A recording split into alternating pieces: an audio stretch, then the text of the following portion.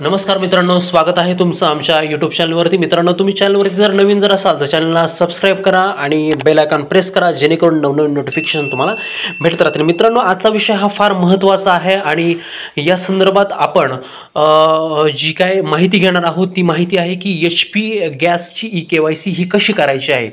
तर मित्रांनो, तुम्हाला कुठल्याही प्रकारच्या जो काय एजंट असेल किंवा तुमचे जे वितरक असेल यांच्याकडे जाण्याची गरज नाही आहे.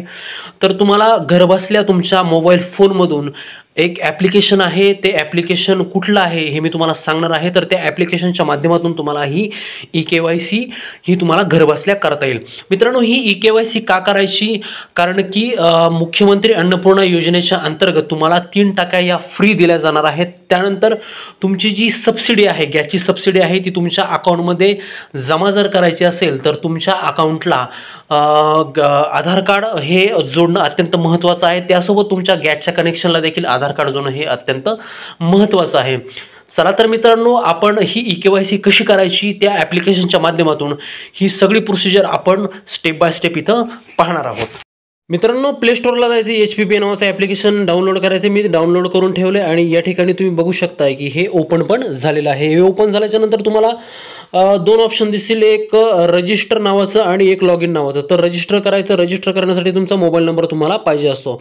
इथं तुम्हाला विचारलं की तुम्ही HP गॅसचे कस्टमर आहात का? तिथं येस म्हणायचं. येस म्हटल्यानंतर इथं मोबाईल नंबर, तुमचा जो मोबाईल नंबर त्या कनेक्शनला जो लिंक आहे तो मोबाईल नंबर तुम्हाला या ठिकाणी टाकून घ्यायचा. मोबाईल नंबर व्यवस्थित टाकायचा आहे आणि व्यवस्थित मोबाईल नंबर टाकल्याच्या नंतर तुम्हाला तिथं सबमिट असं करायचं. सबमिट असं केल्याच्या नंतर तुम्हाला ही विंडो ओपन होईल आणि तुमच्या रजिस्टर मोबाईल नंबरवरती एक OTP पाठवला जाईल.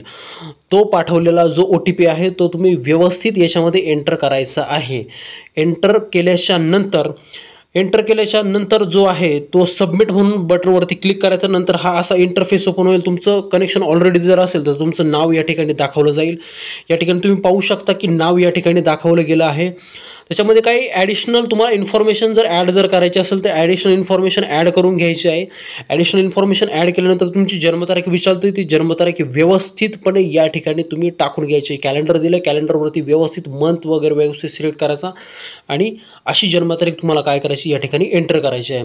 ही एंटर केल्याच्या नंतर सबमिट नावाचं बटन असतं, ते सबमिट नावाचं बटन दाबल्याच्या नंतर you have successfully registered with HP असा तुम्हाला मेसेज येईल. त्याच्यानंतर तुम्हाला पासवर्ड टाकायला, हा पासवर्ड तुमचा ॲपचा पासवर्ड असणार, त्याला आपण MPIN असं म्हणतो.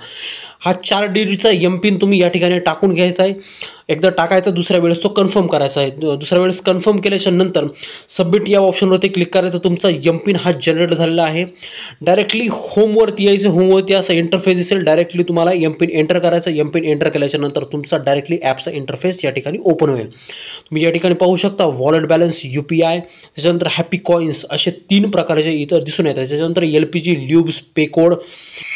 या ठिकाणी LPG ऑप्शनवरती क्लिक केल्याच्या नंतर तुम्हाला HP gas booking, make payment, booking status, one touch solution, Suvidha club, EKYC, Aadhaar seeding, cancel, refill, booking, refill, order history अशा प्रकारचे तुम्हाला या ठिकाणी ऑप्शन दिसून येतील. हे ऑप्शन व्यवस्थित बघायचे. HP गॅस बुकिंग म्हणजे इथून तुम्ही गॅस बुक करू शकता.